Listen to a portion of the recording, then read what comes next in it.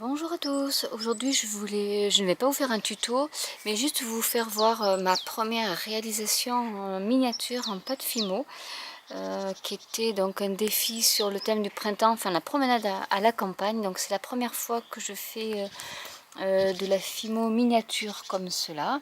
Donc je voulais vous montrer, bon c'est une première, hein, donc je vais pas dire que c'est super joli. Mais bon, c'est vrai que c'est assez petit, on ne se rend pas compte, mais le globe fait 12 cm de diamètre.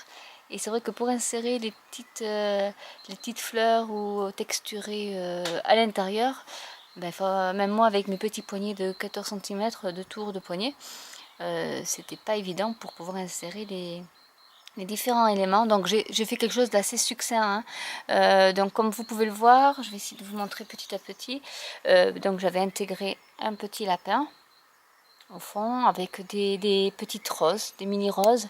J'ai fait d'abord en base, on va le regarder dessous, en pâte polymère marron de la terre, et ensuite je suis venue appliquer des couches de verre que j'ai texturé avec un dotilton pour faire de l'herbe. Après j'ai mis du bleu ciel avec des rochers que j'ai un peu noirci avec du pastel sec. J'ai un peu gratté le blanc pour faire comme les remous contre les rochers. Ensuite, qu'est-ce que j'ai fait? Hop, j'ai poussé la petite jonquille là qui est en fleurs, qui est jolie. J'ai fait un petit pont parce que je me suis dit, bah, pour aller voir le lapin, il faut bien accéder de l'autre côté par un pont. Donc du coup, j'ai fait un pont avec de la pâte polymère marron.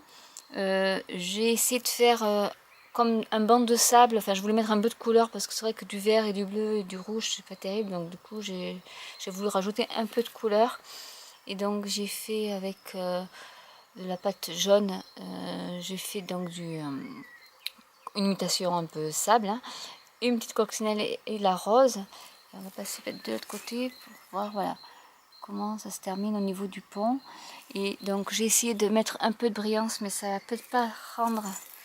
Je vais essayer de voir si on peut rendre la brillance avec de la fimo liquide en fait. On voit un peu là comme ça. J'ai essayé de faire comme de l'eau qui coulait quoi en fait. Avec alors est-ce que je vais pouvoir rendre, j'arrive même pas à rentrer mon appareil intérieur. Voilà, donc j'ai texturé déjà l'eau. Donc là vous voyez en grand ce que ça fait au niveau des rochers. Voilà.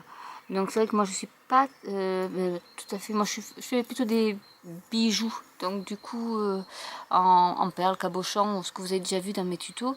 Et c'est vrai que la pâte polymère, là j'essaie donc de faire déjà mon petit stock de pâte polymère et de m'essayer un peu comme ça au gré de mes envies à des petites choses comme ça. Mais je pense que la miniature, j'avais déjà fait des petites gourmandises où j'avais même essayé de faire des figurines qui ont été complètement loupées il y a quelques années, et j'avais un peu laissé tomber la pâte Fimo à cause de ça. Et là j'ai envie de reprendre un peu, mais ça sera surtout pour faire de la customisation de style de plumier ou de choses comme ça, ou pour faire des bijoux, parce que je pense que la miniature, bon, il faut vraiment s'y mettre et s'exercer pour arriver à des résultats superbes comme certaines fimoteuses ou polyméristes font. Moi, j'en suis pas encore à ce stade-là, je ne me permettrai pas de le dire. Donc du coup, en fait, j'ai pas osé mettre ce globe au four parce que je trouvais quand même que la paroi était assez fine.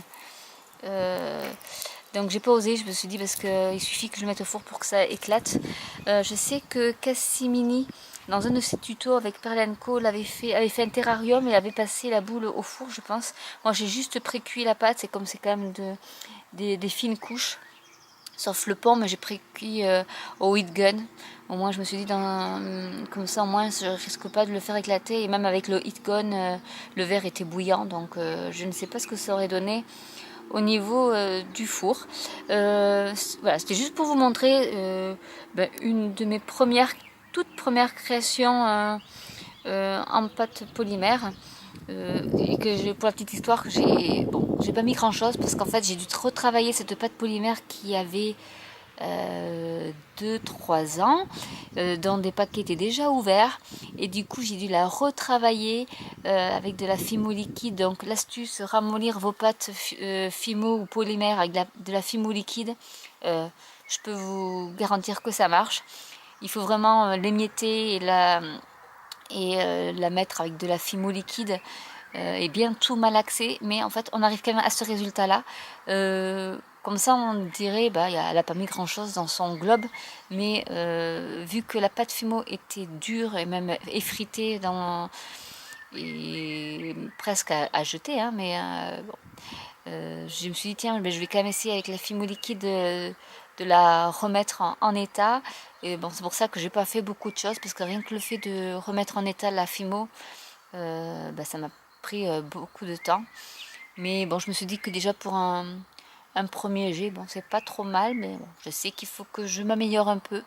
Je pense que ce qui est le mieux réussi, c'est peut-être le lapin à la rigueur, et les petites roses, ça j'arrive à faire cette technique-là.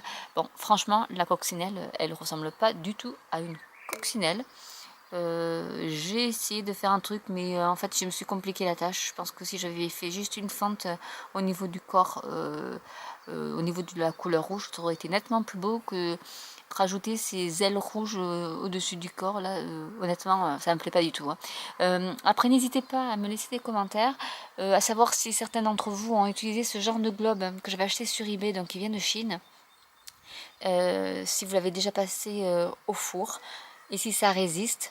Sinon, n'hésitez pas à liker ma vidéo, à vous abonner si ce n'est déjà fait. Si vous êtes déjà abonné, ben, n'hésitez pas non plus à cliquer sur la petite cloche pour être mis au courant de mes nouvelles vidéos. Et je vous dis à bientôt. Au revoir.